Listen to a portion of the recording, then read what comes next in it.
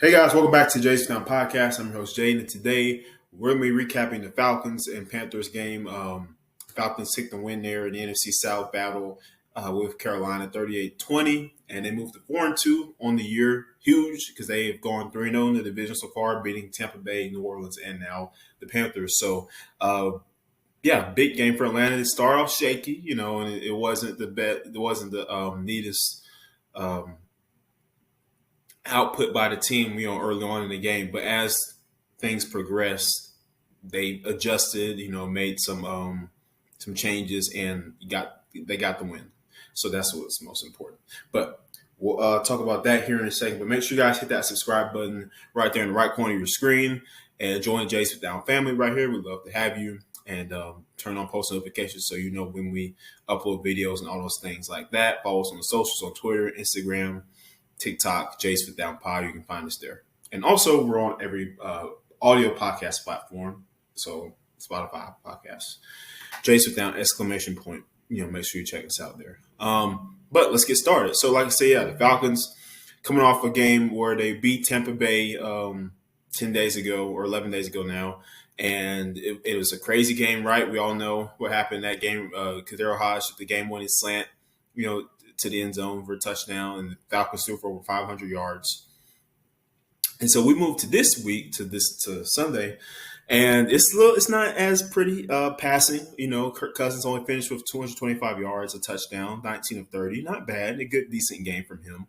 Had a few passes batted down early that could have been completions. So I think they were just trying to, just some jittery passes, trying to work through some things, trying to, it may have just been, I actually don't know what it was, honestly. Like, those passes shouldn't have been like that early on. Maybe he was just still kind of jittery or something like that. But Atlanta was kind of getting in their own way early on through the first couple of quarters, trying to figure things out. The defense, man, they could not stop. They couldn't stop nothing. They couldn't stop a cold, like nothing. Like, they were, getting sliced up like Swiss cheese. And the Falcons have got to address the pass rush. You have to address the pass rush. They only have 5 sacks in 6 games. That's bad. That's the last in the league. They barely generate pressure. So the team is going to have to address that position. They're going to have to address the pass rushing. They brought in Matthew Judon, and he played well the first couple weeks, but since then has kind of disappeared. And I don't know what the cause of that is. That being said, I think, Atlanta's got to figure out how to be able to get get opposing quarterbacks under pressure, force them to get rid of football. Even if you don't get the sacks, at least, pressure really matters. In the NFL, like, what people don't understand is, like, sacks are cool. Yes, they're great. And it's, awesome if you're sacking the opposing team a lot. But pressures are huge, because when you get pressure, you get in the quarterback's face, you make him feel uneasy. His internal clock is sped up, which means he's likely to throw more interceptions, or he is more likely to throw incompletions. And that's when you can pin your ears back and you keep coming after him, keep generating pressure. It's going to create those 3 and outs for the other team and give your offenses more chance to score, more chances to score, and more opportunities to be on the field longer. And that's what you want as a defense, as a collective unit. Each level of the defense playing in accordance with one another, right? And you got the defense line, stuffing up the run, generating pressure. You got the linebackers doing their job in coverage, playing downhill against the run, right? And then the secondary, of course, locked down, like making sure you keep everything in front of you, and come up and tackle when you have to. Communication is huge. You got to communicate on the back end. Communication, you got to communicate. Saw a couple plays where they weren't communicating on the back end of the defense. Some guys got wide open. I think, like, some guys maybe try to pass a receiver off to another, one of their teammates, and they didn't get the memo. So things like that are huge, especially in this type of defense that the Falcons run.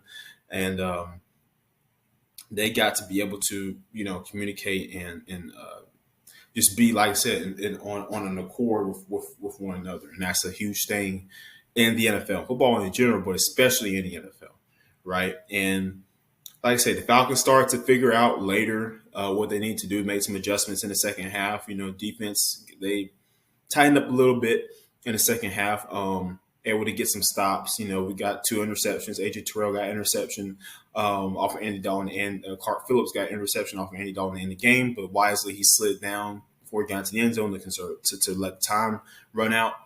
Because had he scored that touchdown, Carolina still would have had time to drive the ball down the field. And you don't want that. So Clark Phillips made the right decision there, thinking logically. He slid down before he could get into the end zone. And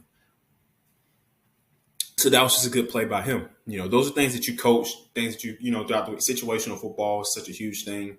Like situational football is very important. You got to understand what's going on in the game and understand things that you may need to do, things that you may not need to do in order to help ensure your team's win, your team's success. And that's a big example right there. So shout out to Clark Phillips. But yes, I also want to talk about the run game. Like Tyler Algier did a great job, and Bijan Robinson also did a great job in the run game. Just Atlanta clearly had the plan to come in and attack with running the football, and that's what they did. Algier ran for 105 yards, 1 touchdown, 18 carries. Bijan Robinson, 95 yards, 2 touchdowns on the ground. So, and they also helped out in the passing game as well. So just overall great effort all by the running back room. And Kirk Cousins even said himself, it's like, when those guys, are doing what they're doing, then it helps. It creates a collective team effort. It creates a collective thing where we're all able to succeed in those phases. We're able to move the football efficiently up and down the field, right? Because the teams are, if we're running the football successfully, then they're going to send the other team is going to move into more single high looks because they want us to, they know we're going to run the ball, and they know we've been running the ball successfully against them. So they're going to bring more people into the box, which then is going to open up that play action game. We're going to be able to hit them down with deep shots or intermediate passes down the field. But when you're not able to run the football efficiently, then you're not able to do that. Teams will sit in that too high look. They'll play cover 2, and they will just sit there and play coverage. And, because they know you're not going to run the football, that you can't run the football. And they will prepare for the pass. In the Falcons' case, it didn't happen, which was a good thing because they were running the football very well in those outside zone plays, running inside good too. It was just I just really like what I saw from the run game. Now I wish they would have figured it out a little bit earlier in the game. Wish the offense is still got to get rid of these shaky first quarters, first halves. They got to figure out how to start the game off faster. What they've been doing, just something I've noticed. But in the second half, the last couple of weeks, they've been making good second half adjustments. Raheem Morris and his staff have been making good second half adjustments. And that's what you want to see out of your team, right? You want to see them make those good second half adjustments. You want to see them understand the things that played them in the first half and then turn around and fix those mistakes so that they're not made in the second half, at least, or it's not as plentiful as they were, in the previous half. And that's what Atlanta's been doing the past couple of games, which has been good. However, I would like to see them start off consistently throughout the whole matchup, at least for most, start off fast, get the ball down the field, punch in those touchdowns, man. You can't keep kicking field goals, keep punching the touchdowns. 6 points is that's huge. This is bigger than 3 points, clearly, as we know. And that plays a role, right? Especially when you start playing those high potent offenses like the Chiefs and the Ravens and I was going to say the Cowboys, but I retract after their big loss against Detroit yesterday, which they lost 47-9. I will talk about that in my next video. But yeah, when you play those teams like that, like the Lions, for instance, teams like that who can score offensively, you've got to be able to punch in those touchdowns when you get down into the red zone. Kicking field goals is not going to win you a lot of games. It's not.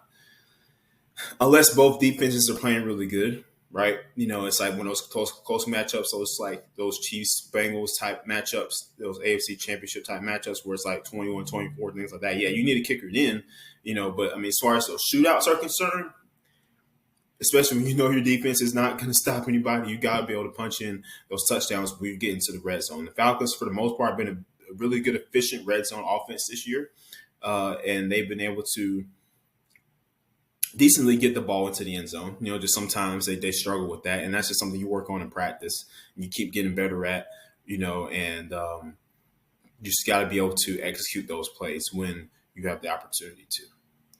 Overall, like I said, good game. Carolina, they had a lot of people injured too. Andy Dalton did his best to keep them in the game, but it wasn't enough for them.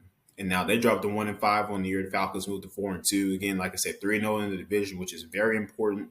Their next game is against the Seattle Seahawks at home. The Seattle's kind of been sputtering lately, so I'm interested to see how they attack that matchup. Hey, look, I'll do the same thing. Run the football down their throats. The Seahawks have a history of not being able to stop the run efficiently. That's something that they struggled with the past couple of years, being able to stop the run game. So I will continue that, man. Let Algier take a lot, take a lot of carries, especially that bruising attack downhill. And B.J. Robinson, you want him in there, and those, when you want him in there in those outside zones, those stretch plays, that's when I put him in. And I think Zach Robinson, offensive coordinator, is still he seems like he's on his way of figuring out the offense completely. He's they're still learning, but he seems like he's on the right track of building their rapport with his players, with Kirk Cousins, with the offensive line, with Darian Mooney and Drake London and Raymond McLeod and Kyle Pitts. Like, it seems like he's finding out their strengths and weaknesses a lot more, and he's continuing to cater his play calling to those strengths and those weaknesses, which is what a good offensive coordinator does, which a good coach does. Same thing on the defense side of football, right? And if you're able to do that, then it's going to create an overall collective, good, efficient unit as an offense. And so if he continues to do that, then the Falcons can really, be hard to stop if they could just consistently play like they have, like in the second half of most of these games, consistently the whole game, they'll be very hard to defend. And they know that because they got talented players. They may not have a trio of Jamar Chase and T. Higgins and, whoever. They may not have like Jalen Waddle and Tyree Hill and blah, blah, blah, blah. But they still got a good group of guys that can catch the football. Drake London, like I said, Darnell Mooney has been huge this year for Atlanta, and he's been great signing, great pickup. After they lost Rondale Moore to injury, I was like, man, that's tough. But Mooney stepped in for him, and he's played really well. Raymond McLeod as well, the former San Francisco 49er. He has played good football this year for Atlanta, and I hope he continues to, because he will get more opportunities if he does. Kyle Pitts, still trying to ease him in there. He's getting there. He's getting there. They're getting him more targets. They're getting him more looks. He still needs to play with more effort on his routes and on most of his plays. But for the most part, he's playing well. So that's really it, guys. For today's episode, like I said, I just wanted to recap Falcons and Panthers. Like I said, Atlanta wins 38-20, moved to 4-2 on the year. They got Seattle next week. Then they got, I believe, Tampa Bay on the road, and then Dallas. And then they play New Orleans again on the road as well. So tough stretch of games coming up. So they're going to have to really buckle down and lock in, and keep getting better each and every week. But we'll see you guys next time on Jace with Down. Thank you.